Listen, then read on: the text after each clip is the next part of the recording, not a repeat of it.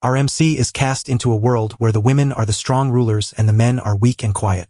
In this place, the girls simply grab whatever they desire. Don't let anyone say no. Go right out and chase the guys you want. Janga fights hard to stay on his feet. But things get tricky when your stepsister is super hot and clearly wants you. Then things go downhill when he goes to school and his classmates all turn against him. It looks like everyone just wants a single thing from him, but he is set on saving it. You might think she's different because she runs the place, but nope, his lady boss is just like everyone else. Everyone wants him because he's different from the rest. He is the most manly guy in this all-female world. The goddess who pulled our hero into this trouble gives him just one thing. To return to Earth, he must become a truly strong man in this world that worships women. In a world where true masculinity has nearly vanished, his mission is to fix this broken place and teach everyone how a real man should act. Our MC used to be just an office doormat that everyone walked all over. One night after work, he paused to look up and saw a red blood moon hanging in the sky. Suddenly, he goes out like a light. When he opens his eyes, he realizes he is somewhere entirely new. And it gets worse, he's now a handsome boy dressed in pink pajamas. While he is still confused about who he is and how he got there, the door suddenly bursts open and his father storms in, shouting for him to hurry up. They are off to shop with their friend Ilong. The moment the name lands, it strikes him hard. Yong used to be a huge, tattooed muscle monster, so the MC panicked, threw off his pajamas, and rushed out because he didn't want to keep that guy waiting. But as he draws near Ilong, he is stunned to see the man before him has lost all his manhood and looks even more girly than he does himself. As soon as his dad sees them together, he immediately starts praising Ilong, telling him he looks exactly like a real man. That is the moment Janga logs onto the internet and finally sees the truth for himself. Throughout history, the greatest leaders have conquered women and treated men like mere housekeepers. In this world, men are weaker than women and tire much faster. In this world, men are expected to care for the children while women handle all the hard physical work, and a strange preference for women has left so many men behind that they are often treated like helpless babies. As they grow older, they pick up old-fashioned hobbies like wearing makeup, but they still have to fight off mean thugs who want to hurt them. Young-ho was only in this strange new world for a few hours before he had enough.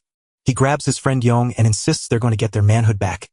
Even though Along thinks Yong has lost his mind, he still goes along with him. When they step into the tattoo shop, they find it filled only with girls who are staring and judging the two for their inked, masculine bodies. Janga can't take it anymore, so he snaps a photo to prove he's a man, and the moment he flashes a bit of his body, all the girls go wild and start getting super excited. When he finally walks back into his home, he finds that his own house has also been caught up in this new kind of pain. His sister Jang Chin Chin is such a stunning beauty that he's left wondering how she could possibly be living under the same roof as him. That's when he notices his dad's new wife has an older daughter, so he quickly tells himself he must have forgotten and casually mentions her brother is shy, even though she keeps a strange, unsettling eye on him. When Janga got back to his room, he finally realized how tired he was from the long day.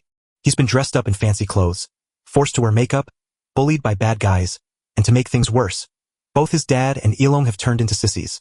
After Young-ho throws a fit, his stepsister storms in to pin him down and hug him until he calms down, and while he's pressed against her chest, he realizes that even in this crazy world, there are still some good moments.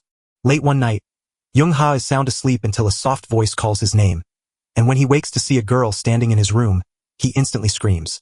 She quietly asks him to remember her, since she is the one who brought him to this place. Janga suddenly realizes she is the blood moon who called his name that night, so he rushes closer and demands to know why she brought him to this world. The girl introduces herself as the goddess of the blood moon and explains that she only followed his own wish to stop being a virgin by bringing him here to solve the problem, noting that many girls in this world already seem to like him. Janga panics, but the blood moon goddess keeps talking, telling him he can return home only if he finishes her challenge. In his past life, he always boasted that he was a real man, yet he only admired surface beauty and never tried to grow as a person. A true man knows that he has to work hard to get what he wants. It's not that a man can't turn on a tap with his own hands, but in a world of strong women, he must prove he is truly a man if he ever hopes to go home. If he can't do that, he'll just have to figure out a way to belong here. Jan-ha knows that thought is wrong, but before he can protest, the moon goddess vanishes, leaving him alone with a fresh wave of questions. He wonders what it truly takes to become a real man and exactly what he needs to do. The next morning, he wakes up thinking it was all just a wild dream, until he spots her scarf in his room and knows the mission is real and he has to finish it. He begins wondering what it truly means to be a man in a world run by women, but he has no idea at all. He knows for certain that he is new to this place, so whatever mission awaits him, He must start learning about this strange world to handle the challenges ahead, which leads him to open a biology book to study how the naughty process works here. He sees that in this world, women are so powerful and in charge that men have no choice but to listen to them and give up their own power. Janga hates how things are and just wants to go back to his own world where everything feels right again. Meanwhile, he also wants to investigate the strange sky event from that night, wondering if it was just a magnetic glitch. But he knows he can only trust himself, so he'll do the hard work himself or maybe hire someone to help him out. The trouble is he's just a broke high school kid who can't afford to hire anyone to help him. For now, he has to find some cash before he leaves his room, only to stumble upon his hot stepsister standing in the kitchen. For a few seconds, he just lets himself soak in the beautiful sight before him. As Jang Hao gets ready, he notices he's actually quite handsome, even if his features are a little soft, which still makes him feel good about his looks.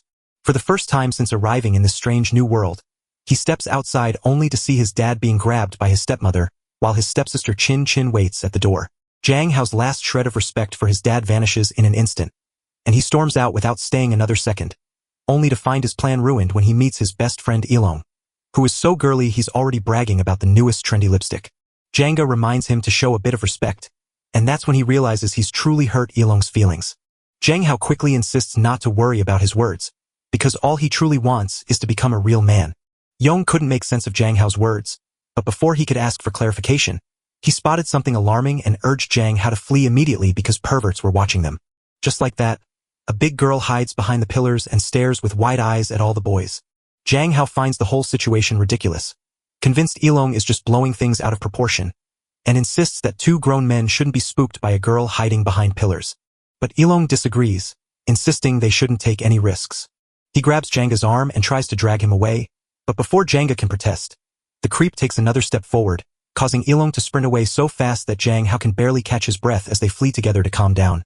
With Ilong worried about his makeup and Jung Hao distracted by the fact that he attends business school at a list where all the girls work out while he studies, he pauses and thinks that his family must be very wealthy, since this school is so expensive and full of students who have money. Janga watches his class closely and realizes how strange this world is, noticing that men are so weak they can't even open their own water bottles while the girls do it for them without even trying. Janga won't admit that, so he steps up with confidence and says he can open the water bottle. He grabs it in his hand, ready to prove he can do it. But no matter how hard he twists and turns, the bottle refuses to open. After his ego took a real beating, he finally passed the bottle back to her and admitted he'd lost. The shame still hurts, but it only gets worse as the girls see him struggling and crowd around him to demand he open their bottles just to earn a moment of their attention. Janga feels like he can't breathe, so he collapses to the floor, annoyed and overwhelmed as a crowd of girls pushes closer, until Ilong rushes over to shield him and frantically waves everyone away, insisting that Janga is sick and just needs some space. The crowd starts to pull back, but Janga barely hears them because his mind is far away. He's focused only on how far he's come in becoming a man, but the truth hits him hard. Right now, it's 0. Jenha slips away to get some quiet time alone, but Ilong calls out to see if he can tag along. Jenha storms off in a huff, convinced he doesn't need a chaperone to use the bathroom, but he quickly realizes Ilong was actually right about everything. As Janga steps into the bathroom, a group of girls rushes in to corner him, crowding close while laughing loudly about his looks and making him feel completely trapped and uncomfortable. He whispers to himself that he can't go on, knowing that if things stay this way, he'll never finish the mission, and even though he might be cute, he's far too weak to truly belong in this world. Janga realizes he must find a new place to train, so he starts looking for kung fu classes. He decides to build up his muscles right now because he feels ready to do it. He walks with all his attention on the path ahead, only to freeze when he realizes a girl is standing right behind him.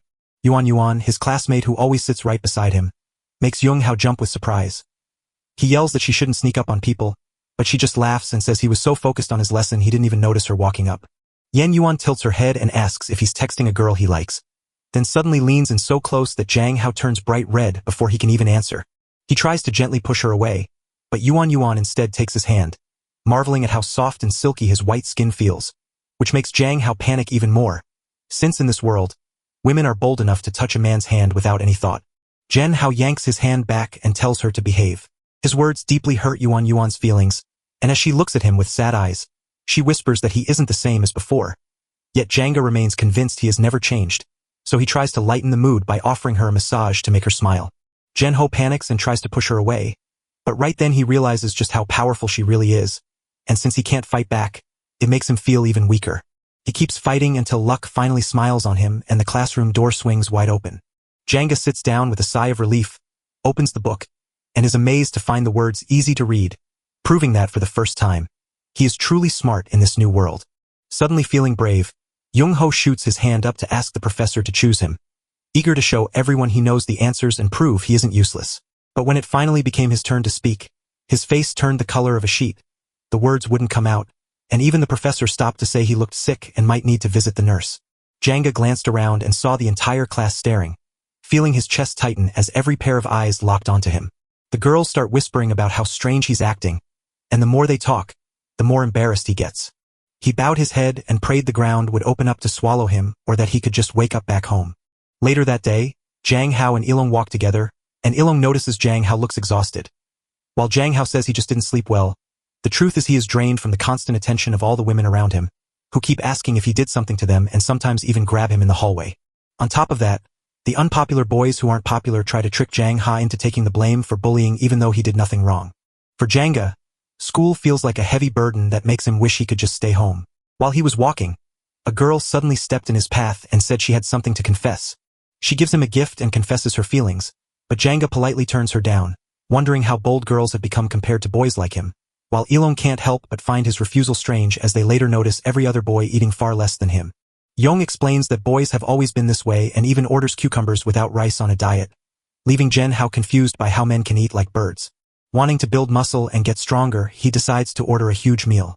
When he boldly asks the cafeteria auntie for the biggest plate of pork and rice, Yong panics and warns him about gaining weight, but Janga sees it as just one more step to becoming stronger.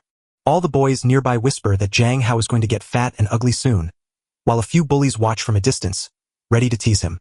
Janga gulps down his food like any normal kid, leaving Yong staring in shock, wondering what happened to his best friend. That's when Lu Fun, a third-year student from Class 5, steps up to Janga, who doesn't recognize him at first until Fun reminds him they're in the same class. He questions why Jang Hao looks so suddenly bulky, tries to claim he's in the same popular crowd, and then brags about being the top player while smirking that Jang Hao looks greasy. Jen Ha gets fed up with listening to him and snaps back, telling Fun to check his own eyes since they look perfectly fine. He throws in another insult that makes Fun cry fake crocodile tears, causing all the girls to rush over to comfort him and call Jang Ha a mean boy for picking on poor Fun. Fun smiles through his fake tears, happy that the girls are on his side, until a bold girl steps up and tells him to leave Jung-ho alone because Jung-ho can eat whatever he wants and no one has the right to tell him what to do. Jung-ho thinks another beautiful girl has shown up to turn his life upside down.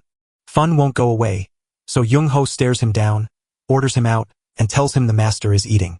The words hit the table like thunder, nearly knocking Ilong out of his chair in shock as his best friend suddenly shouted at another boy, while the new purple-haired girl just stared at Jang Hao with admiration, thinking he looked even cooler for it, before Fong stomped off with his group of mean girls trailing behind him.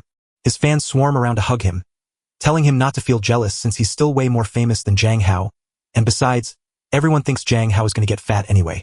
On the other side, Jen Ha turns his focus to the purple-haired girl who seems kind, but since he doesn't know her, he asks Ilong, who reveals that her name is Jailing. She is the senior captain of the college basketball team, and she even sits right next to him in class. That makes Jan Ha realize something odd. Every single seat around him is taken by a powerful girl. Jailing leans in to ask Ilong if he tried the Heroes vs. League game she gave him, and he admits it's too hard for him so far. Jen Ho jumps in right away, shocking everyone by declaring it a 5 vs. 5 tower demolition game, leaving Ilong to nearly drop his chopsticks in disbelief that his best friend, who Jang Hoa once insisted was too cool for any girl games, is actually playing. Janga stops and thinks, wondering if this upside-down world would have a league game that the girls love so much. Shaoling pushes him to give it a real go, even if there are no men at the top of the game. Janga shoveled down his food, stood up and casually noted that since it was safe to play, he was heading back to class without even saying thanks to Shaoling. Along quickly fills the quiet moments to hide his rough behavior, while Zoling secretly waits for the moment this hot boy will finally return her feelings. Later in class, Jung Hao sits quietly and pieces things together, realizing that since there are no top male players in the Hero XL League, the true leaders of his world like Dasher and Uzi must not be here. That thought sparks a new plan, pushing him to carve out time to meet them in person, while a heavier question settles on him. What does it truly mean to be a man in this twisted, upside-down world? Janga's eyes wander until they rest on a quiet girl alone by the window, and when Ilong finally looks up from his phone, he tells Jang Hoa that the girl is Mingyue Hua, the new transfer student. Young-hao spots Ilong's defensive reaction and knows he's right, so he presses on, noting that while Ilong says she's quiet, he clearly admires her and already knows her well, which for Young-hao is all the proof he needs to be certain Ilong is in love. With that thought, Jang-hao jumps up and tells Ilong he must go talk to her, then marches confidently to Yui Hua's desk to push him into action, but by the time Ilong tries to stop him, it's already too late. Janga stands before Yui Hua, smiling as he introduces himself, but she quietly reminds him she just arrived, and he immediately senses she feels different from the other girls who eagerly throw themselves at him in this strange place. For while they are bold, she seems withdrawn and lost in her own thoughts.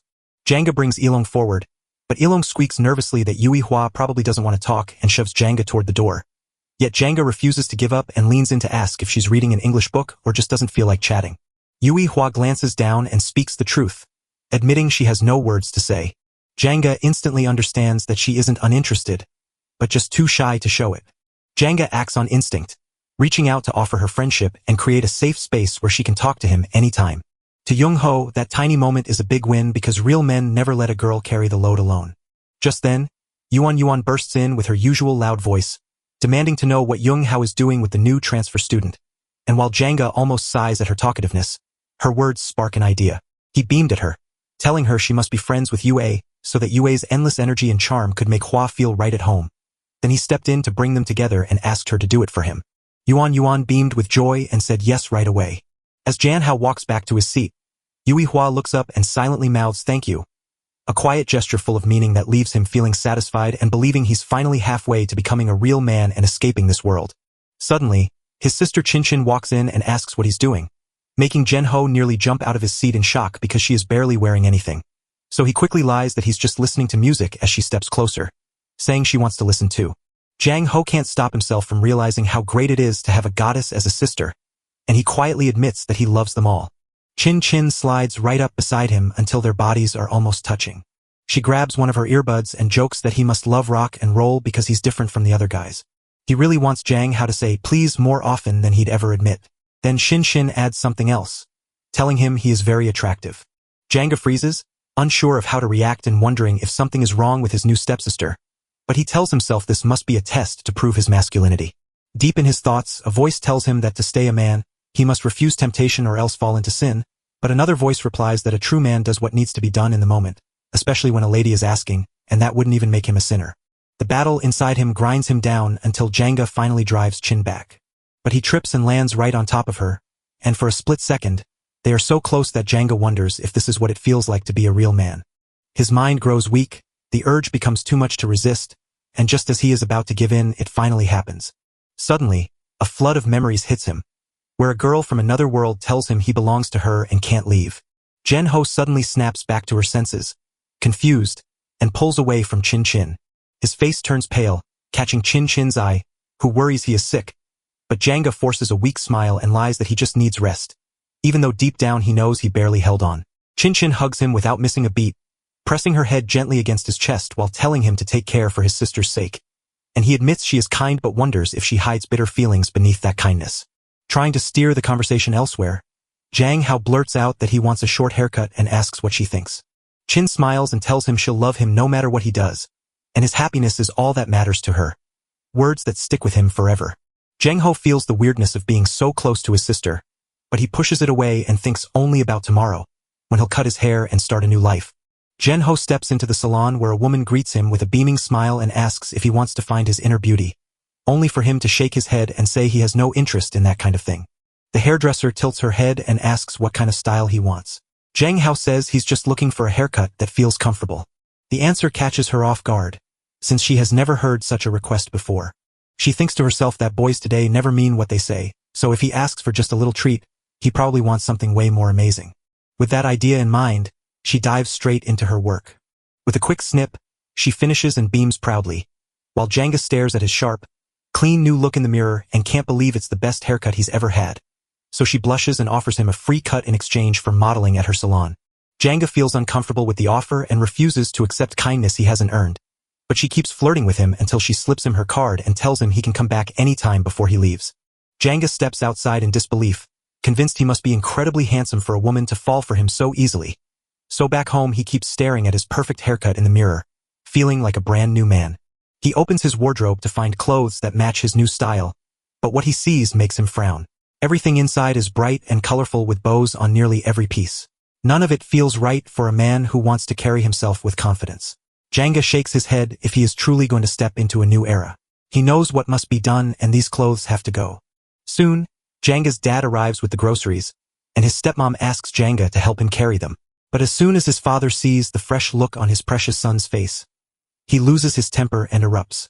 He screams at Jonghao, demanding to know why he cut his hair so short, insisting that men don't wear it that way, vowing to leave and leave bad reviews, while complaining that no one will ever want to marry Jang Ho now. Jen Ho can't believe he has to ask his dad for permission just to get a haircut. The scolding wasn't over because his dad took off his shoe and started hitting him. So Jen Ho ran around the room screaming that this was domestic violence and that his father should never strike his handsome face. Just then, Chin Chin rushes in to ask what's happening, but Janga stumbles and bumps right into her. She steadies him with a gentle smile before turning to their dad, calmly telling him to relax because worrying over small things will only make his health get worse. She leans in to inspect Jongha's new short haircut, and a strange feeling of unease starts to creep over her as she sees how much hair is gone. To shield her little brother, she lies and claims he looks fine, adds that he asked for her permission yesterday, and insists their father has no reason to be upset. Yet their father still can't shake his anger. He storms away, growling that he'll cook dinner, but you can see he's still fuming from the inside out. Janga thanked his sister for shielding him from his father's anger, and she smiled honestly to say that as his sister, protecting him was always her duty before inviting him to her room to show him something special. Jen Hao feels excited about finally seeing a typical teenage girl's room filled with girly decorations, but when he steps inside, he freezes. King's room isn't girly at all. It's cold and neat, almost like a doctor's operating theater. Chin Chin walks over to her desk, picks up a small box, and explains that she finally has time to give him the gift she couldn't prepare when they first moved. Then opens it to reveal 2 diamond earrings that leave Janga staring in shocked disbelief, because she knows they must be way too expensive. Shinkin shakes her head and promises him that she'll do whatever it takes to make him happy. For the first time, Janga realizes what it means to have a sister, and he tells himself he loves this new life. Back in his room, his mind starts to wonder just how much those diamonds were worth. Since she gave him something so precious, he feels he must give back a gift of his own. But after paying for his haircut, he has no money left at all. Just as that happens, his phone buzzes with a message from Ilong saying he's finished a new novel and wants Jong Hao to read it, which instantly sparks an idea in Janga's mind that if Ilong can write, so can he, turning it into a fast way to make money by crafting tales of brave heroes and mighty queens. With that thought in mind, he sits down to work, and Janga opens a blank page to type the title of his new book. He calls her a real woman in a world of men, leans back in his chair with a confident smile, and is sure she'll be the next bestseller.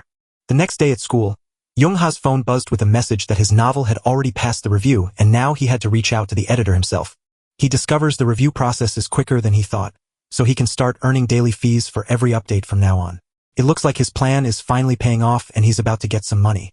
Janga feels like it's time to celebrate, so he treats himself to some ice cream.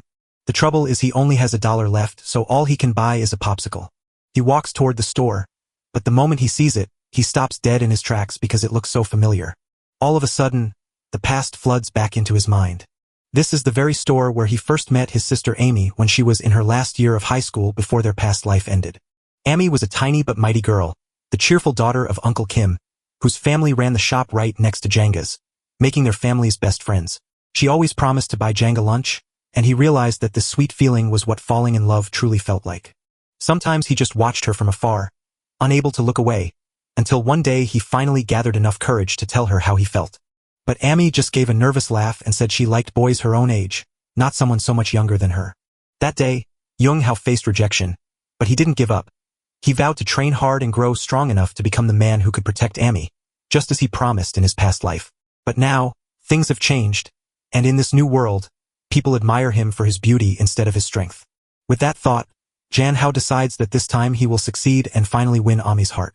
When Janga arrives at the store, he overhears Amy shouting at her father because she wants to save enough for a wedding, but refuses to do any hard work. Her father tells her that life doesn't work like that, reminding her that girls from other families are older than she is yet still study and work harder. So she hesitates and considers avoiding the argument.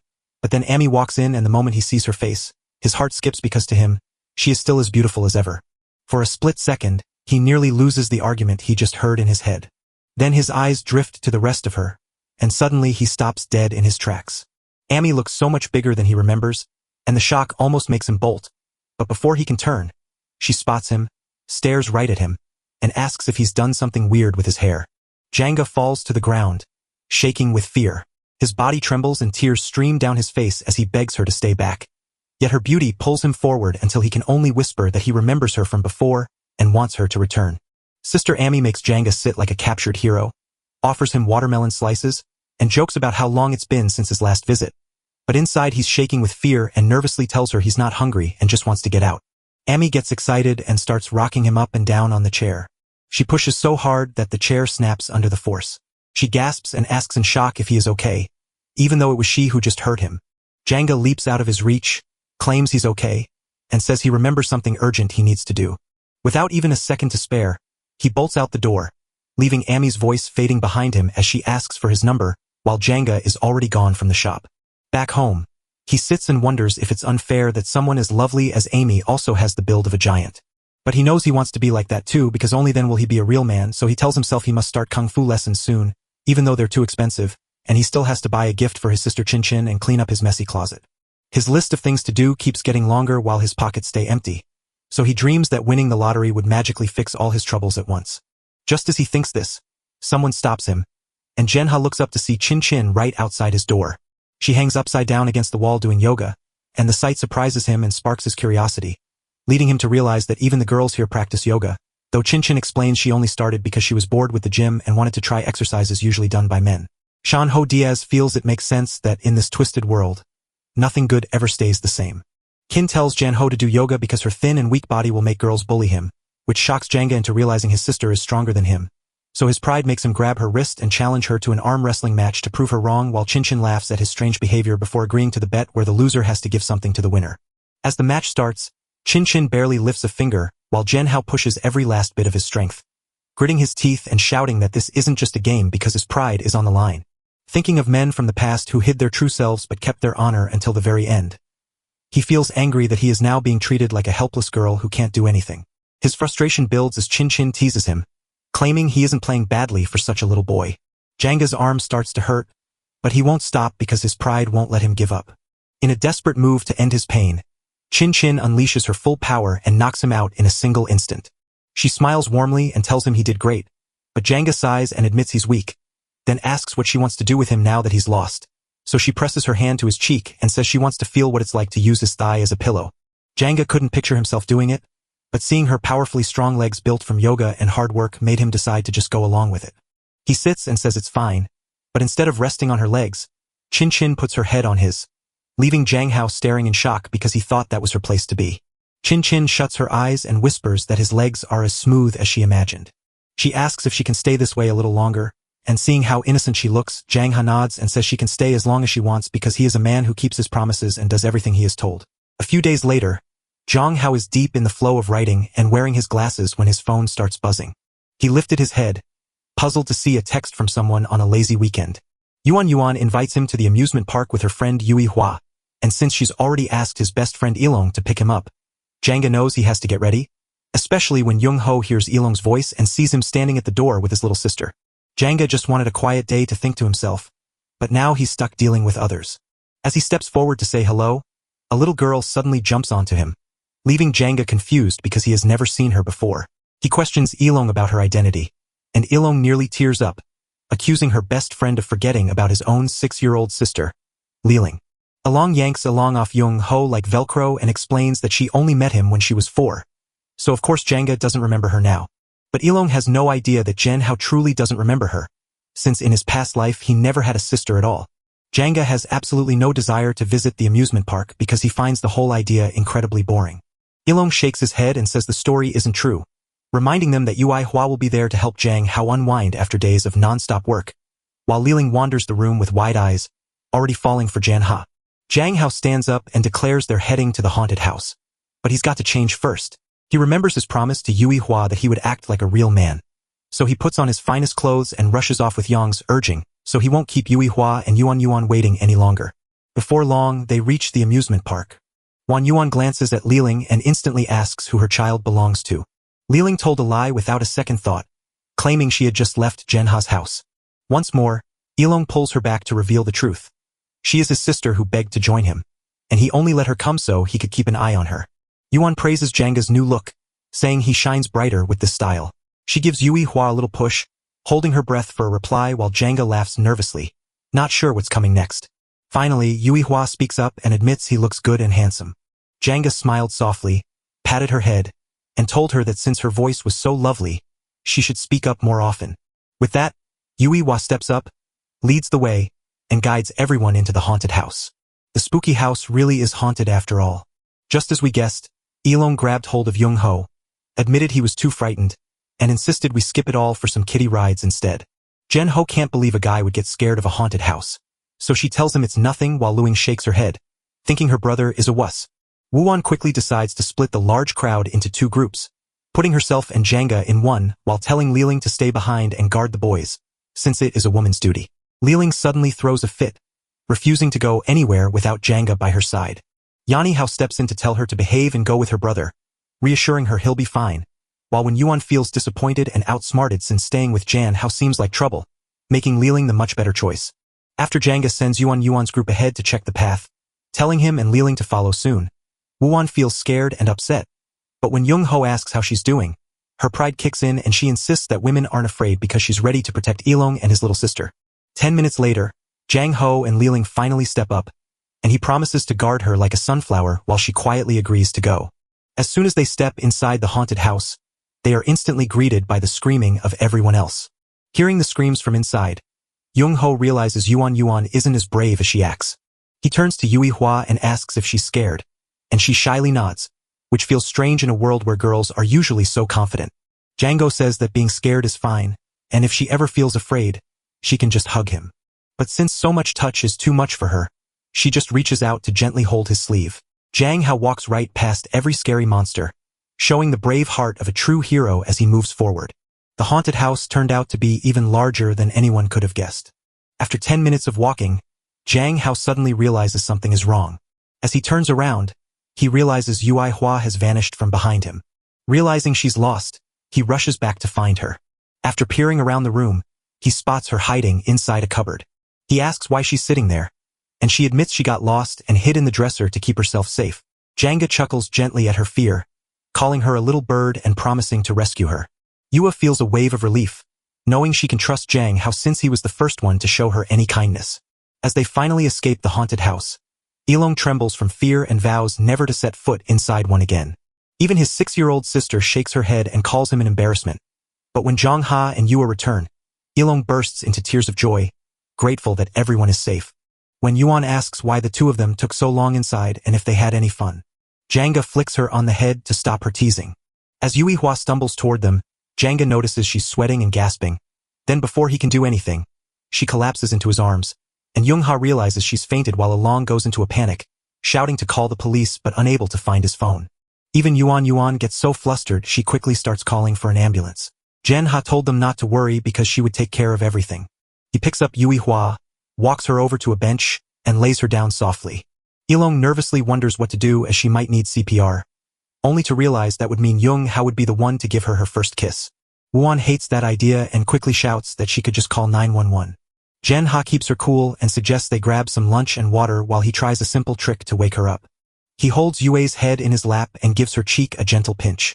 After a pause, Yui Hua slowly opens her eyes and asks why he is tugging at her ear. Janga chuckles and explains that she fainted, and his little trick was just meant to see if she'd wake up. He whispers that she was scared but feels better now, so Janga gently tells her not to visit haunted houses if she isn't comfortable. And while Yawa mumbles that she just wants to sleep, Janga worries she might faint until he hears her snoring and realizes she has finally drifted off. He gazes down at her sleeping peacefully, thinking to himself that she is the calmest and kindest girl he has ever met, even with all her strange quirks. After a short time, Yue wakes up to find everyone waiting with concern, and Zhang Hao, worried above all the others, gently asks if anything is troubling her. Yan Yuan, eager to have fun at the park and growing impatient, keeps asking if they can keep going. Zhen Hao shakes his head and tells them they've had plenty of excitement for just one day. He tells them it's time to go home so Yui Hua can rest, but when Zheng Hao stands up, she suddenly grabs his hand and whispers that they should leave together. He stops and lets her hold on. They begin walking together hand in hand, and the still shy Yui Hua holds on to him in her quiet, nervous way. Wuan watches with envy, tears welling up inside her heart, because she too longs to feel the silky smooth touch of a man's hand, something she has always dreamed of. While walking Yui Hua to her house, the path dragged on far longer than we thought it would. Yuan and Ilong guess that Yui Hua must live in the countryside and struggle with the long trip to school, but Genha scolds them for treating her so unkindly.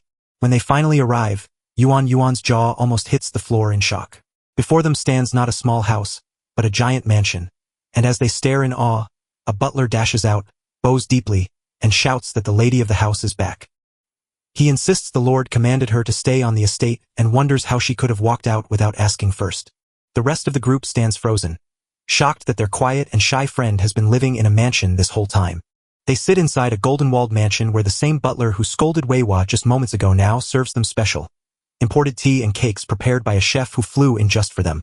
After finishing his duty, he formally tells everyone that Ahua must go to her room to change and asks them to excuse her, while Ahua stays silent, offering no defense or argument.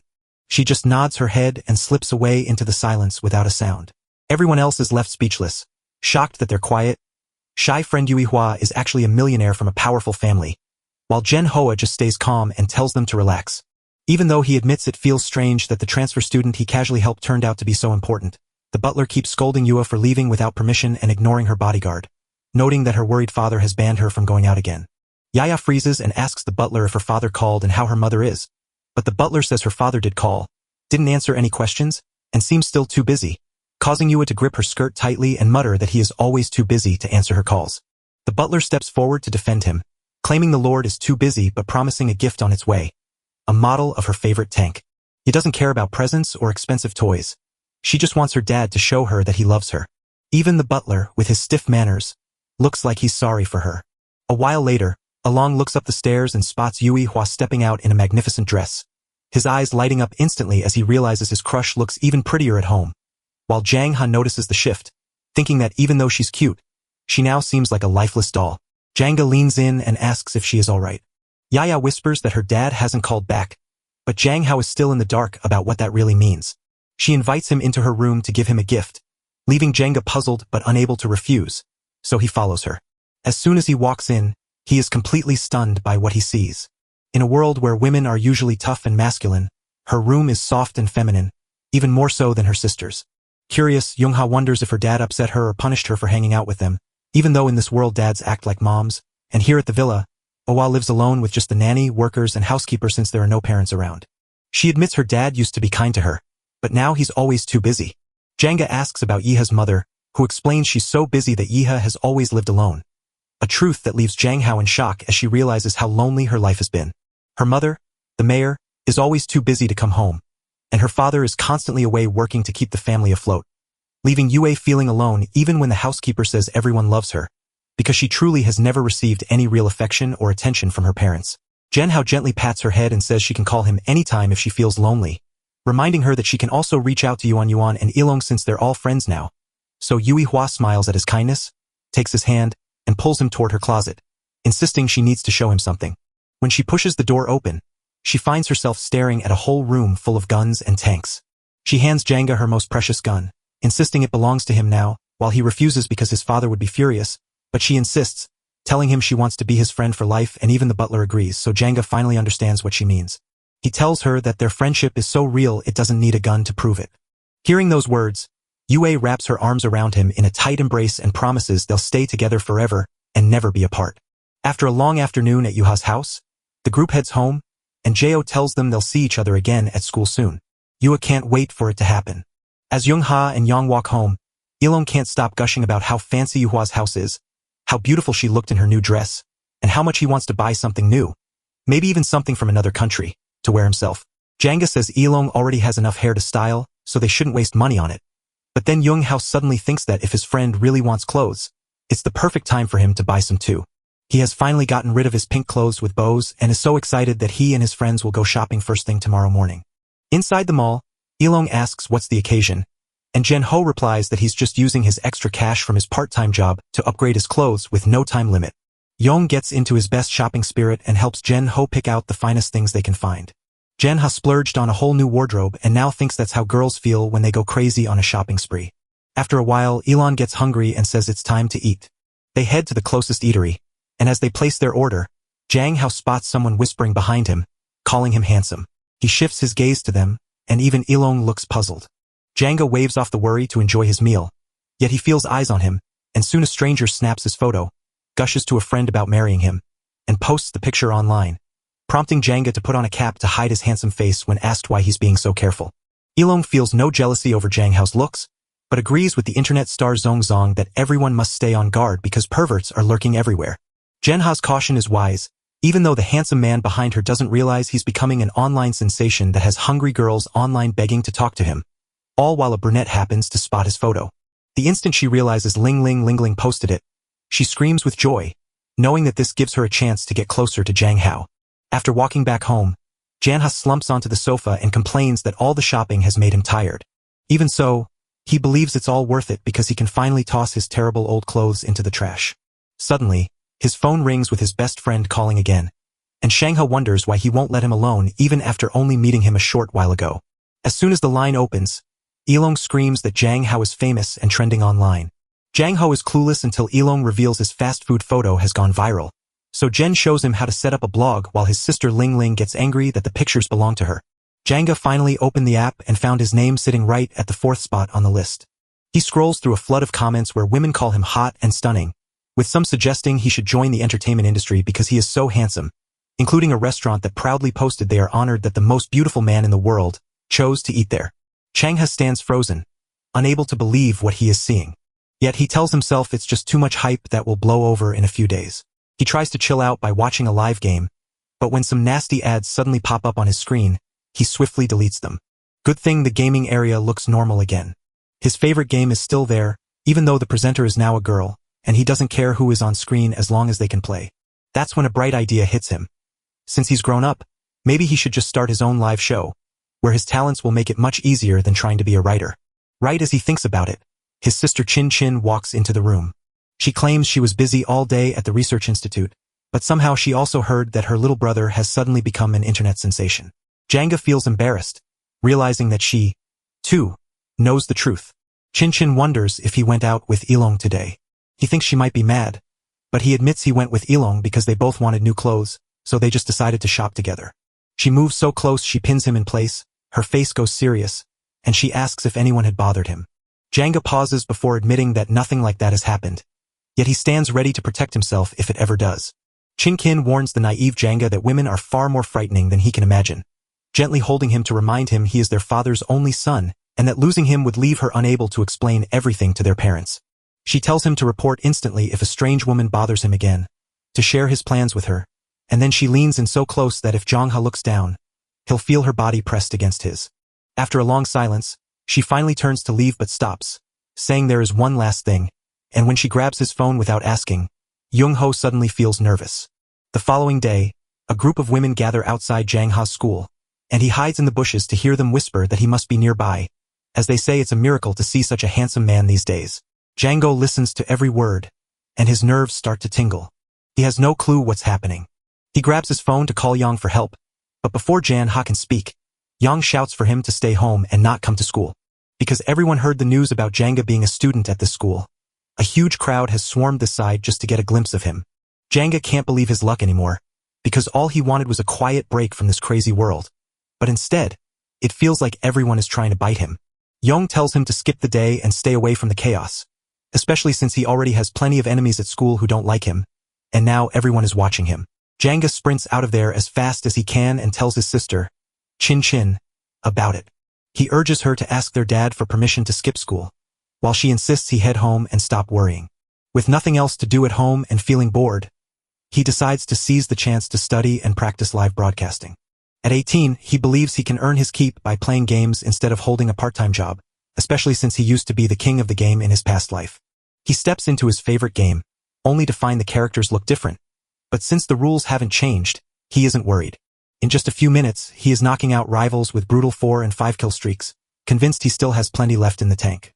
He feels good knowing he is strong, fast, and skilled. When he spots the tiny button on the screen, he realizes his skills haven't faded, so he can't wait to play all over again. He uses up his entire afternoon just playing. Just as he finally wears himself out, he knows he's ready and decides to go live that very night. Once dinner was done, his parents were busy on the couch, so he quietly left to head back to his room. His sister Chin Chin watches him with wide eyes, keeping a tight hold on every move he makes.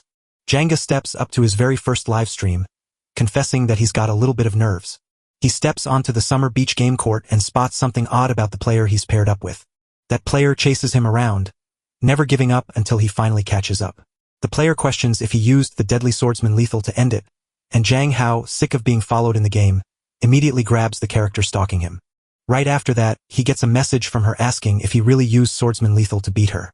On the other side is a girl gamer who blames her loss on a bad view and insists that any player at her level must be cheating to beat her.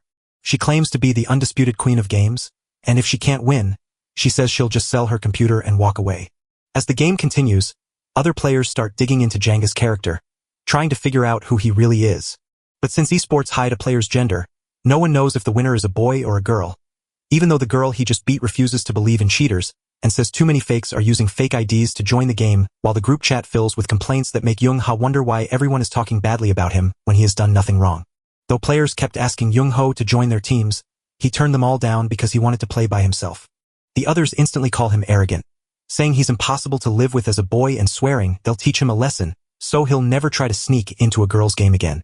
Even the very same player he beat before dares to challenge him again, and Janga accepts without a second thought. With a burst of speed, he knocks her to the ground in an instant. This time she realizes she's facing someone who plays a completely different game. She rushes to tell her fans not to attack him, arguing he's likely just a new player who doesn't realize how dangerous hacks really are, and Janga admits she might be right, wondering if the other side is actually good. Suddenly, he spots something that makes him stop in his tracks. A tiny icon at the top of the screen flashes to show his live stream has suddenly exploded with viewers. They're flooding the chat with demands for him to show his face, threatening to report him if he says no, and insisting he prove he isn't just a kid. Janga flips his mic on and speaks plainly, telling them he's a real guy playing the game, but the girls just laugh, insisting no man could play video games that well. Janga then wonders how they even found his live stream since he hasn't used any cheats, and he challenges them to face him directly in the game if they don't believe him. Suddenly, the chat shifts as someone demands he show his hands to everyone, who all want to see the true kind of player he really is. Jen Ha sees his view count skyrocket to 3.7 million. He realizes the mods have already put his stream on the main feed, sparking a fresh wave of excitement that makes him flip the camera on to show his hands and declare there is nothing left to prove, only to watch the chat explode instantly as viewers flood the screen with hearts over how beautiful his hands look.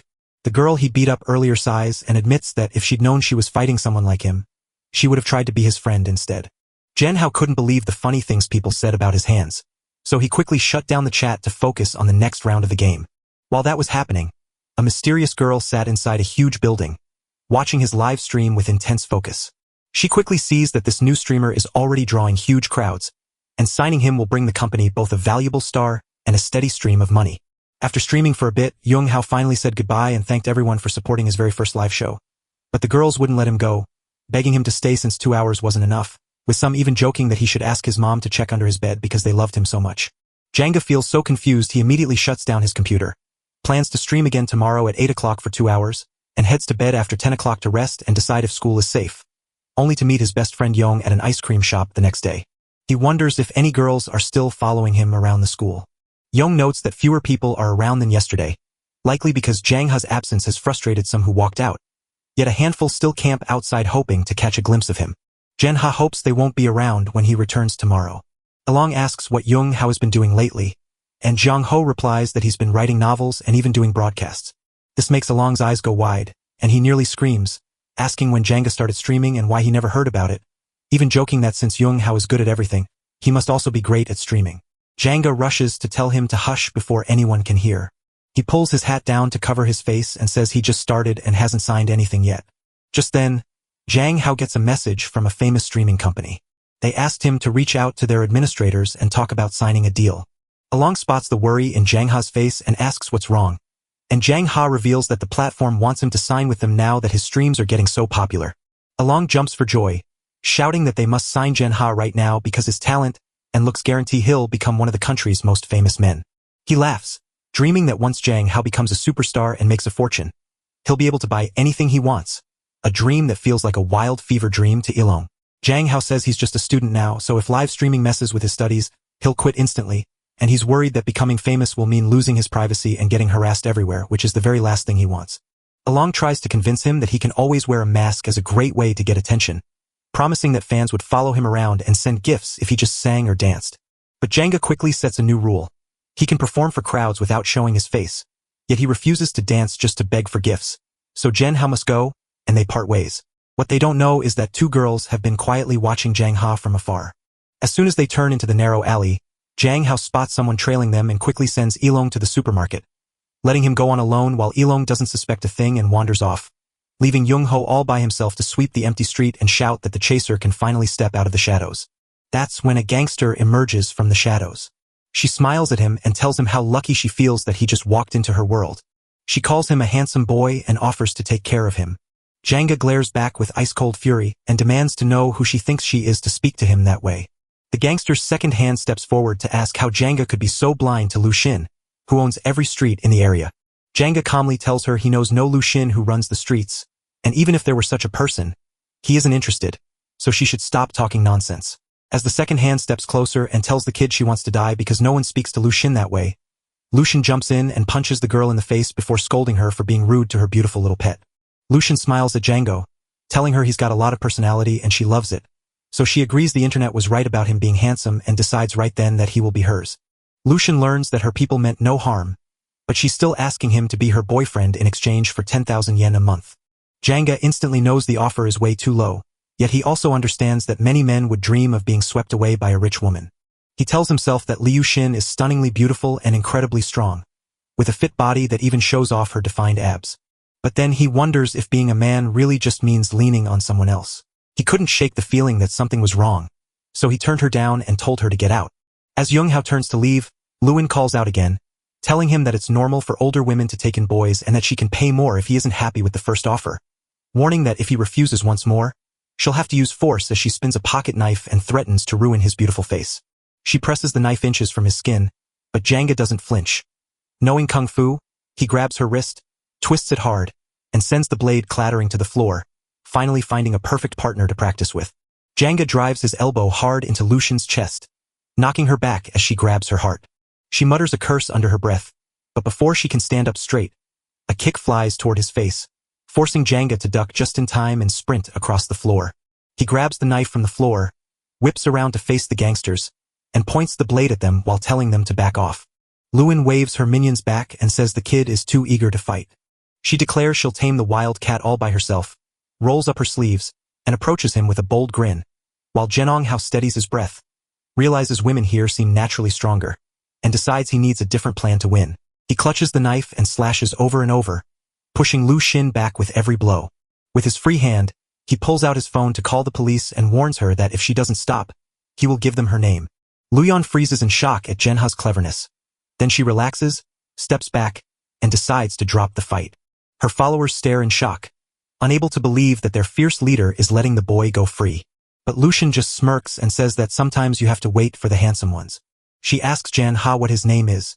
He replies with his name but warns her to stay back because the call is still going on. Lucian bites his lip and promises she'll never forget him, his eyes holding a spark of temptation. As Jung Hao battles, one of Lucian's minions secretly snaps his picture and posts it online, causing the image to go viral instantly. Deep inside a mighty company, Ms. Wei sits at the head of the table, her presence making everyone hold their breath as her team reports they've found a perfect candidate. The president listens closely, then tells them to sign him up right away, sure the boy will become a huge success. Ms. sits in her office, smoke curling from the cigarette in her hand, wondering why she feels like a headhunter hunting for new people instead of just doing her own job, until she realizes she shouldn't worry about it at all.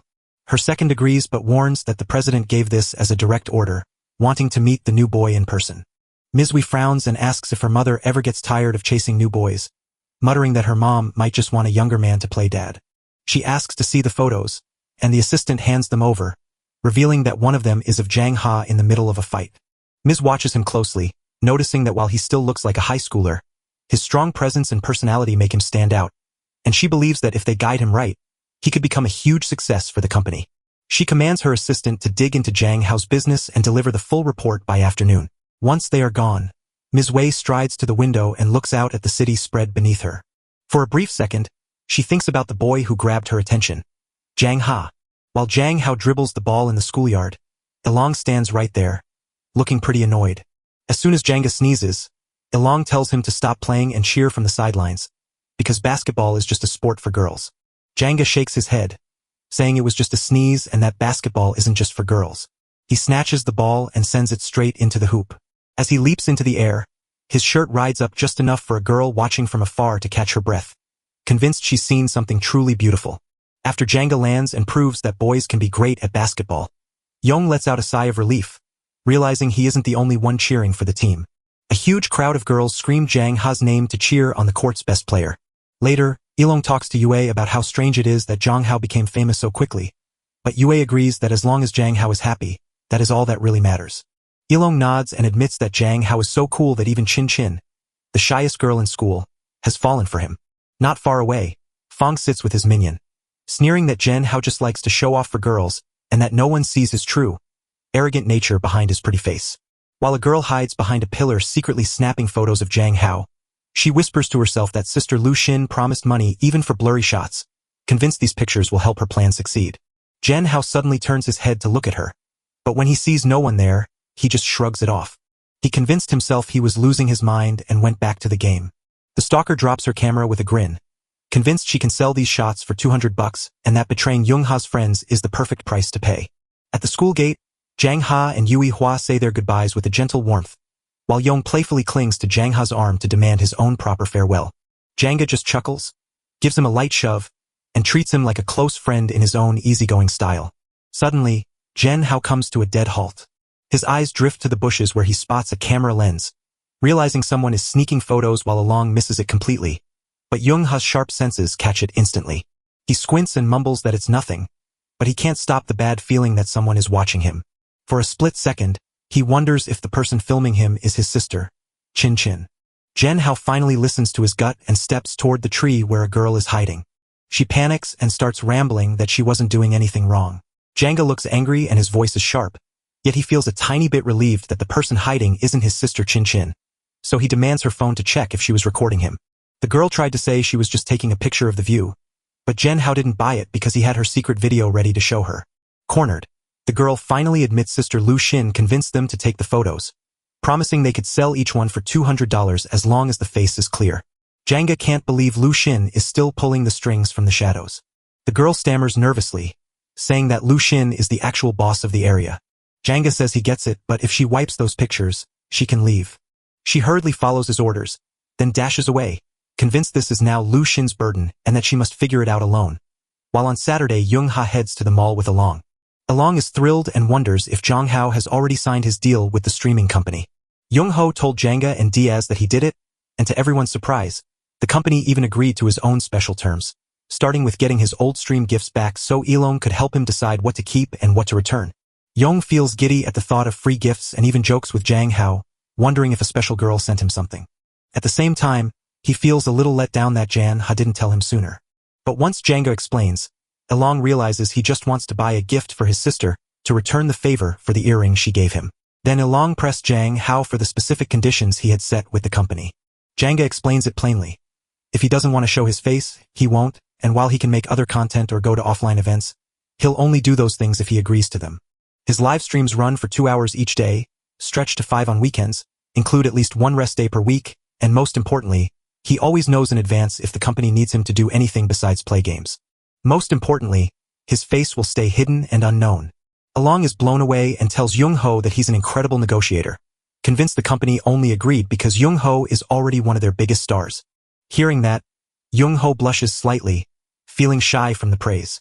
Just like always, wherever Janga goes, he stands out in the crowd, even at the mall where Fun and her group of mean girls watch him mockingly, calling him the school's top beauty, while also labeling him a prudish fool who somehow ends up with wild girls, making him look as silly as a bimbo.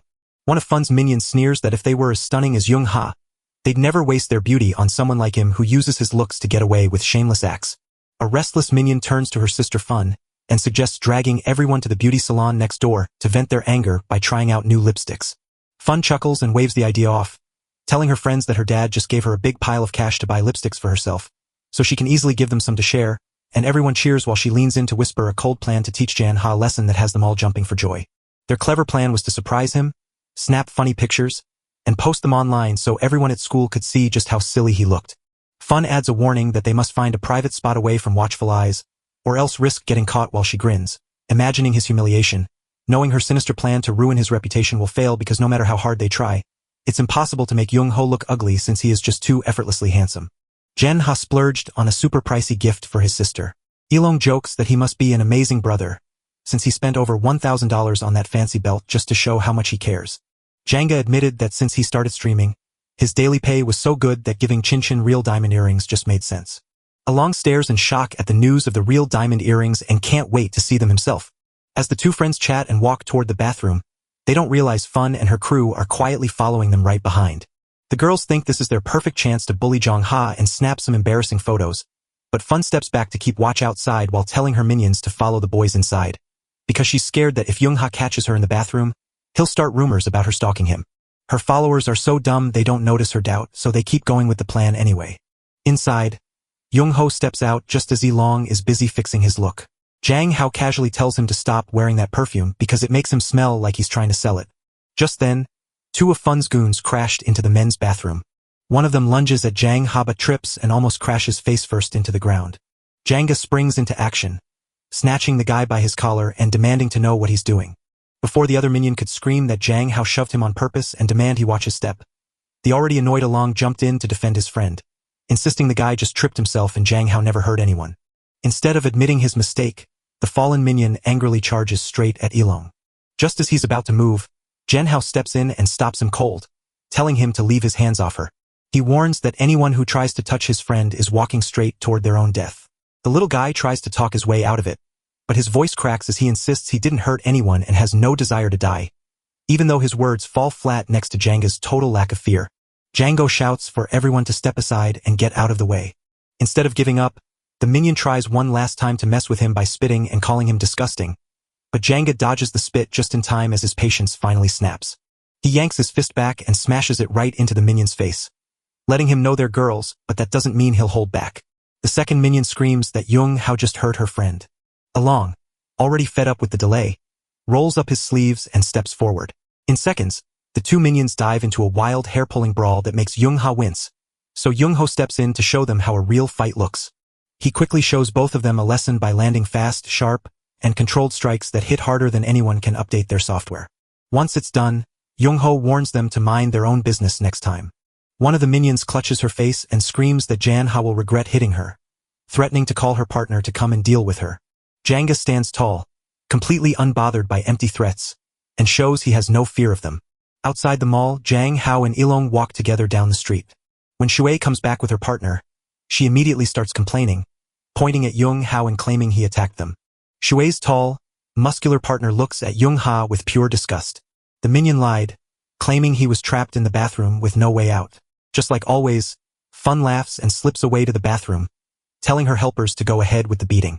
While one friend advises her to take pictures of Jan Ha, Fun knows better, so she backs away and starts snapping photos from every angle to upload to the school forum, where Janga's face will become the center of all the attention he deserves.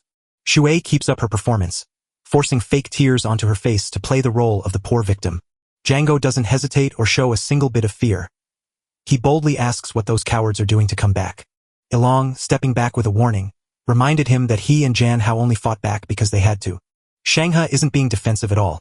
He looks thrilled and tells them to just say what they mean instead of wasting everyone's time. But then something surprising happens. The buff partner looks at Young Ha for the first time. Her face changes completely, and she instantly falls for him. Shui screams in anger at her girlfriend for staring shamelessly, but the muscular girl stays calm and admits she's right since her girlfriend hit Janga first, making her the one to blame. The buff girl spins back to Jang Hao and immediately asks her girlfriend to say sorry, insisting they drop the whole thing and move on, leaving her partner shocked at what she's hearing. She is absolutely furious to be treated this way, with such shame. She wonders if her girlfriend truly loves Jan Ha, but the buff girl stays quiet, letting the question hang in the air. Jen Ho finally steps in with his usual bluntness, telling them to take their marital troubles elsewhere and clear the path so he and Ilong can move on without any more drama. Shui can't believe what she's hearing from her girlfriend, but the girlfriend snaps instantly and threatens to stuff her in a bag and toss her into the river if she doesn't shut up. After that scary warning, she instantly softens her voice, turns to Young Ha, admits they probably misunderstood each other, offers to swap numbers, and even gives him a gift to make up for it. Fun, watching from the sidelines with her camera ready, is already recording the scene to upload a video that paints Jang Ha as a homewrecker and ruins his reputation. zooming in and out just to catch the perfect angle to make him look terrible. Meanwhile, a fancy car pulls up to the shopping center not too far away. Miss Wei sits inside, scanning the second quarter's earnings with her usual sharp focus. But when she glances up for a split second, she sees someone standing right in front of her car. Young-ha is so busy recording her video for fun that she doesn't notice a group of gangsters sneaking up right behind her. Suddenly, Lu Xin puts her hand on Fun's shoulder and asks who he is filming. Fang starts stammering and claims it's nothing, but when Lu Xin checks the phone, she instantly sees that Fun had been snapping pictures of her precious boyfriend. Luin keeps her cool while trading sharp words, daring Fun to film her man with another woman, and then instantly grabs Fun by the throat. Fun gives a weak excuse, admitting she was wrong and never meant to hurt anyone, knowing that Luin holds the area together and that Young Hao could never dare cross her. Luin tells Fang that if what she says is true, she'd better come along and meet her boyfriend. As Luin steps forward clutching Fang, even the strong girl begins to sweat, wondering why Fun would ever be with someone so deadly. Lucian strides right up to Janga and speaks straight to him. She admits that just 2 days gone have made her miss him more than she'd dare say, while Janga remains completely unmoved. Even Ilong looks uncomfortable around Lucian, but Jang Hao just wants it all over because his female fans keep showing up outside the mall. Django tries to walk away, but Lu Xin grabs him and reveals that Fang was secretly filming him before knocking Fang down and handing himself over as a gift for Django to do whatever he wants. Jen Ha sees right through the trick and straight up asks Lu Xin what he really wants. Lu Xin flicks her finger and sends her minions fleeing, which makes Jang Hao think she is about to start another fight. Instead, they come back with a big bunch of flowers in their hands. Lu Xin holds it out to him, and in a surprisingly soft voice, she asks if he will go out with her, telling him how much she likes him. Lusin tells Janga that she'll give him anything he wants if he agrees to be her boyfriend. Jen Ha thinks to himself that she is just a pervert who keeps proposing to him again and again.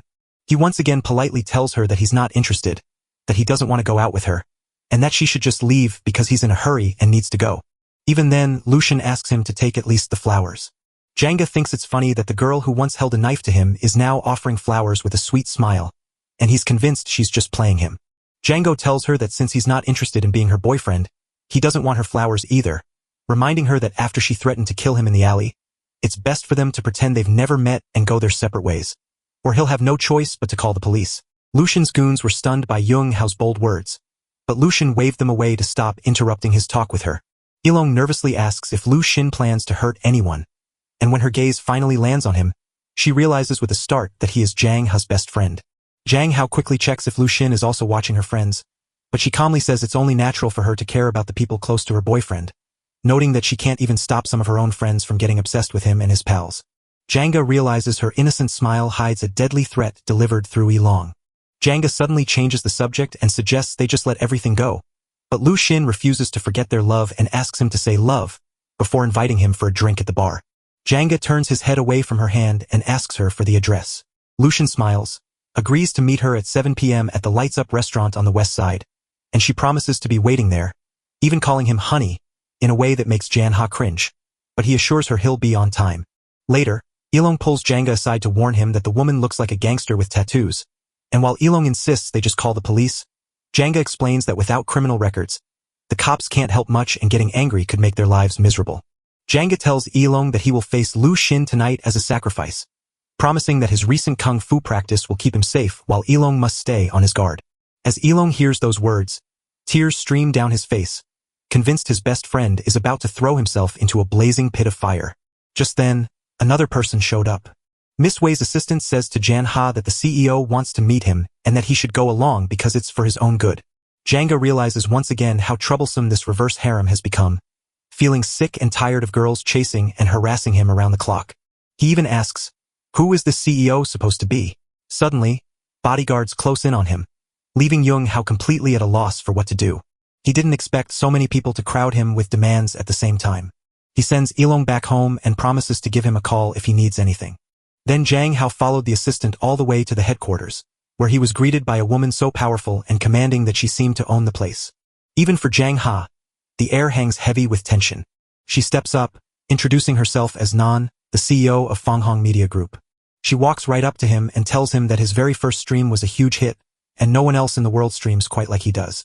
Wei-yin slides a contract across the table to Jang Ho, asks him to sign it, and promises she'll turn him into a star. But things aren't that easy, And the shock hits Jan Hao hard when he checks the contract and finds the one he already has is actually far better. He apologizes, says it's all a misunderstanding, and rushes off home for dinner without wanting any fame. Just as he tries to leave, the assistant pulls him back, telling him not to be rude because a CEO like that person hardly ever meets someone face to face, and Wei-in kindly asks to talk to him himself. Janga refuses to agree, calmly using his martial arts to push her hand away and telling her once more that he does not need a contract. He starts walking toward the edge, but then he yanks the woman forward until she faceplants onto the floor. Wei-in watches and sees that Jang Hao is capable of protecting himself. With that, she dashes at him, flying so fast she lands her hit. Janga blocks her strikes and tries to hit back, but she slips away from his punch just as fast. She says it feels like a miracle that a high schooler knows kung fu this well and admits he's impressed.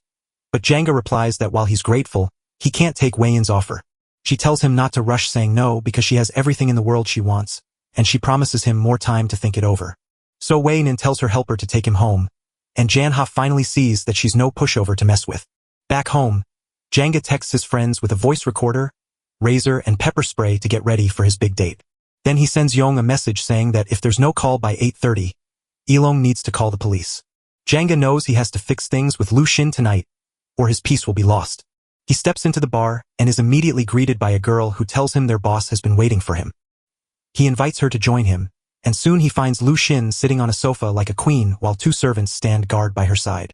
The receptionist brings Jang Hao in, and straight away Jan-ha says he just came tonight to make things clear. He whispers to Lu Xin that they must act like strangers from now on, since it's safer for them both if they pretend they never knew each other. Luin doesn't look happy and thinks his request is too hard. She stands holding a glass of wine in one hand and makes him an offer. She says that if he satisfies her just once for one night, she will.